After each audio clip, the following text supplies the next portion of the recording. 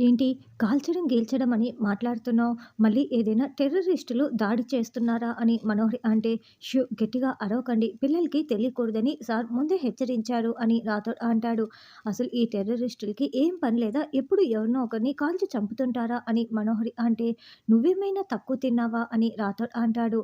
ఏంటి ఏమన్నావు అని మనోహరి అంటే, యాదమ్మ ముందు మనోహరి గారిని లోపలికి తీసుకువెళ్ళు అని రాథోడ్ చెప్పడంతో, రండి మేడం, రండి మేడం అంటూ యాదమ్మ మనోహర్‌ని లాక్కు వెళ్తుంది.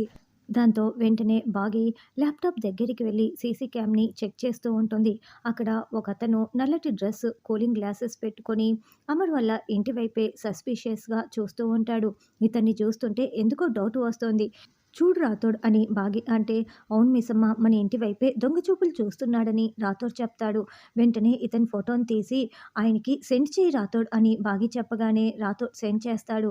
వెంటనే అమర్ ఆ ఫోటోని చూసి, ఏంటి రాథోడ్ ఫోటో పంపించావు అని అడగటంతో, ఇతను మన ఇంటి వైపు దొంగ చూపులు చూస్తున్నాడు సార్, అందుకే పంపించాను అని రాథోడ్ చెప్పడంతో, అయితే ఖచ్చితంగా ఆ గ్యాంగ్‌లో ఒకడై ఉంటాడు. గుడ్ జాబ్ అని అమర్ అంటాడు. సార్ ఆ ఫోటో తీయమని చెప్పింది, పంపించింది నేను కాదు సార్. మిస్సమ్మ చెప్తేనే నేను ఇలా చేశాను సార్ అని రాథోడ్ చెప్తాడు. ఓహ్! అవునా అని అమర్ అంటే, ఆయనేమి నన్ను పొగడనవసరం లేదులే రాథోడ్ అని బాగి అంటుంది. ఇప్పుడు నిన్నెవరు పొగిడారు అని అమర్ అంటాడు. అంటే ఇందాక గుడ్ జాబ్ అని అన్నారు కదా అని బాగి అంటే, అది అన్నది నిన్ను కాదు రాథోడ్‌ని అని అమర్ అంటే, ఆ గుడ్ జాబ్ చేసింది నేనే కదా అని బాగి అంటుంది. రాథోడ్ ఎవరి పని వాళ్ళు చేస్తే బాగుంటుంది. పక్క వాళ్ళ సహాయం అస్సలు అవసరం లేదు అని అమర్ సీరియస్‌గా చెప్తూ ఉంటే, ఓకే సార్ అని ఫోన్ పెట్టేస్తాడు. ఆయనకి జెలసీ వచ్చింది కదా రాథోడ్ అని బాగి అంటే, ఊరుకో మిస్సమ్మ, సార్‌కి ఎప్పుడూ నీ గురించి గర్వంగా చెప్పుకుంటారు. జెలసీ అస్సలు ఉండదని రాథోడ్ చెప్తాడు. అలా రాథోడ్ పంపించిన ఫోటోని క్రిమినల్స్ ఫోటోలతో మ్యాచ్ చేయమని అమర్ చెప్తాడు. ఒక ఫోటో మ్యాచ్ అయిపోతుంది. ఇంతకుముందు జైల్లో ఉన్న అరవింద్ తీవ్రవాడితో మాట్లాడిన అజ్ఞాత వ్యక్తి, ఈ వ్యక్తి ఒకరేనని మనకి చూపిస్తూ ఉంటారు. సార్ వీడు మోస్ట్ నటోరియస్ క్రిమినల్ సార్. వీడు చాలా చేశాడు సార్. వీడు బాంబులు తయారు చేయటంలో, బాంబుని ఫిక్స్ చేయటంలో దిట్ట. వీడు కనుక బాంబు తయారు చేసి ఫిక్స్ చేశాడంటే దాన్ని డిఫ్యూజ్ చేయటం చాలా కష్టం సార్. మనం ఊహించని ప్లేసుల్లో బాంబు పెడతాడు. వాడు సక్సెస్ అవుతాడు. ఇప్పటివరకు చాలా బాంబు దాడులు చేశాడు. చాలా ప్రమాదకరమైన వ్యక్తి అని అతను చెప్తూ ఉంటే, అమర్ ఇప్పుడు ఇటువంటి ప్రమాదకరమైన వ్యక్తి నీ ఫ్యామిలీని టార్గెట్ చేశారు. ఏది ఏమైనా వాడి నుండి నీ ఫ్యామిలీని నువ్వు కాపాడుకోవాలి. కాబట్టి ముందు నీ ఫ్యామిలీని హెడ్ క్వార్టర్స్‌కి పంపించేద్దాము. అక్కడైతే వాళ్ళు సేఫ్‌గా ఉంటారని మేజర్ సార్ చెప్తూ ఉంటే, వాడికి భయపడి నా ఫ్యామిలీని షిఫ్ట్ చేయటం ఏంటి సార్ అని అమర్ అంటాడు. లేదు లేదు, ముందు ప్రాణాలు ముఖ్యం కదా!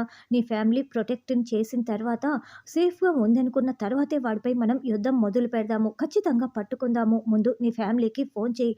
హెడ్ క్వార్టర్స్‌కి పంపించేసేయి అని మేజర్ సార్ చెప్తాడు. ఇక అతనేమో మనుషులతో కలిసి బాంబుని రెడీ చేస్తూ, ఫిక్స్ చేస్తున్నట్లు మనకి చూపిస్తూ ఉంటాడు. అతని లొకేషన్ చెప్పు అని అమర్ అడుగుతూ ఉంటే, సార్ కనిపెట్టడం చాలా కష్టం సార్. నిమిషానికి మారిపోతున్నాయి అని ఆఫీసర్స్ చెప్తారు. వెంటనే అమర్ రాథోడ్‌కి ఫోన్ చేస్తాడు. సార్ దగ్గర నుంచి ఫోన్ కాల్ వస్తుందని రాథోడ్ అంటే, నాకివ్వు నేను మాట్లాడతానని మనోహరి అంటుంది. ఆగు మనోహరి, అఫీషియల్ కాల్స్‌ని మనం మధ్యలో దూరి మాట్లాడకూడదు. నువ్వే మాట్లాడు రాథోడ్ అని బాగి చెప్తుంది. సార్ అతనెవరో తెలిసిందా అని రాథోడ్ ప్రశ్నించగానే, అతడు మోస్ట్ వాంటెడ్ క్రిమినల్. చాలా ప్రమాదకరమైన వ్యక్తి. మన ఫ్యామిలీని టార్గెట్ చేశారు. ఒక పని చేయి, నేను వెహికల్ పంపిస్తాను. ఫ్యామిలీ మొత్తం కూడా హెడ్ క్వార్టర్స్‌కి వచ్చేయండి అని అమర్ చెప్పగానే, అలాగే సార్ అని రాథోడ్ చెప్తాడు. మంచి పని. అక్కడైతే మనమంతా సేఫ్‌గా ఉండొచ్చు అని మనోహరి అంటుంది. ఇలా అమర్ ఫోన్‌లో మాట్లాడుతున్నది మొత్తం కూడా ఆ క్రిమినల్ వింటూ ఉంటాడు. పాపం పిచ్చి అమర్. వాడేనా నా కాల్స్ అన్నీ వినేది? నేను వాడి కాల్స్ వినలేనా? ఇప్పుడు ఫ్యామిలీని మొత్తం కూడా హెడ్ క్వార్టర్స్‌కి షిఫ్ట్ చేస్తున్నాడంట అని అతను చెప్పడంతో, అయితే ఇప్పుడు ఏం చేద్దాం బాయ్ అని పక్కనున్న వాళ్ళు అడుగుతూ ఉంటారు. ఏముంది, వాళ్ళకంటే ముందుగా మన వెహికల్‌ని పంపించి ఫ్యామిలీని మొత్తం కూడా బందీలను చేసేద్దాం అని అతను చెప్తాడు. గేమ్ స్టార్ట్స్ నౌ అని ఆ తీవ్రవాది అనుకుంటూ ఉంటాడు. చూడండి, మా ఇంటికి వెళ్ళి ఫ్యామిలీని మొత్తం కూడా జాగ్రత్తగా తీసుకురండి అని అమర్ చెప్తుంటే, అలాగేనని ఆర్మీ ఆఫీసర్స్ బయలుదేరి వస్తూ ఉంటారు. ఏంటి మిస్సమ్మ నువ్వు అంటున్నది? మనం పిక్నిక్‌కి వెళ్తున్నామా అని పిల్లలు అడుగుతూ ఉంటే, అవునవును, వెంటనే వెళ్ళి లగేజ్ సర్దుకోండి అని బాగి చెప్తుంది. మిస్సమ్మ, నువ్వు లేనప్పుడు మాకు పిక్నిక్‌లు లేవు, ఏమీ లేవు. నువ్వు రాగానే అన్నీ మొదలైపోయాయి. చాలా హ్యాపీగా ఉంది అని ఆనంద్, ఆకాష్ చెప్తూ ఉంటారు. అదే నా భయం కూడాను అని బాగి చెప్తుంది. ఏం మాట్లాడుతున్నావు అని పిల్లలు ప్రశ్నిస్తూ ఉంటే, అబ్బే ఏం లేదు, ముందు వెళ్ళి లగేజ్ సర్దుకోండి అని బాగి అంటే మనం ఎక్కడికి వెళ్తున్నాం? ఎన్ని రోజులు ఉంటున్నాం? అని ఆరు పాప పిల్లలు ప్రశ్నిస్తూ ఉంటారు. ఏమో అమరేంద్ర సార్ ఎక్కడికి తీసుకువెళ్తున్నాడో తెలీదు. 2, 3 రోజులు ఉండొచ్చు కాబట్టి దానికి సరిపడా బట్టలు సర్దుకోండి బుజ్జమ్మ నువ్వు కూడా వెళ్లి సర్దుకో అని బాగి చెప్తుంది. ఏంటి చెంబ 2 రోజులకి సరిపడా బట్టలు పెట్టుకోమంటే మొత్తం లగేజ్ సర్దుతున్నావు ఏంటని మనోహరి అంటే, అటునుంచి అటే వెళ్ళిపోతాను. ఎందుకంటే ఇక్కడ ఉంటే ఎటువైపు నుంచి ఎవరు వచ్చి ఎప్పుడు చంపేస్తారో అర్థం కావటం లేదు. ఏదో నా పాటికి నేను పూజలు చేసుకుంటూ దయ్యాలతో హాయిగా ఉండేదాన్ని. ఇక్కడ మనుషులతో నేను వేగలేనమ్మా. పైగా నీతో చెంపదెబ్బలు కూడా తిన్నాను. కాబట్టి వెళ్ళిపోతాను కలకత్తా అని చెంబ అంటే, అయితే అప్పుడు నువ్వు యాదమ్మ కాదు చెంబ అని నేను అమర్‌కి చెప్పేస్తాను. అప్పుడు గన్ తీసి నిన్ను షూట్ చేసి పడేస్తాడని మనోహరి అంటే, ఏంటి నన్ను చంపించేస్తావా? ఆ రణవీర్ తెచ్చి నన్నిక్కడ పడేశాడు. నా బతుకు ఇలా తయారైపోయింది అని చెంబ టెన్షన్ పడుతూ ఉంటే, నువ్వు నా పెళ్లయ్యేంత వరకు కూడా ఉండు. తర్వాత నేనే నీకు కలకత్తా ఫ్లైట్ ఎక్కించేస్తానని మనోహరి అంటోంది. అది అయ్యే పనే కాదు. అంటే నేను ఇక్కడ చావాల్సిందేనా అని యాదమ్మ మనసులో అనుకుంటూ ఉంటుంది. చాలా భయంగా ఉంది మిస్సమ్మ అని రాథోడ్ అంటే, ఆయన చక్కగా హ్యాండిల్ చేస్తాడు రాథోడ్. భయం ఎందుకని బాగి అంటుంది. 5 ఏండ్ల తర్వాత నువ్వు ఇలా తిరిగి వస్తే హ్యాపీగా ఉండకుండా ఏంటో మిస్సమ్మ ఇదంతా కూడా. అందుకే సార్ అయితే చాలా టెన్షన్ పడుతున్నాడు.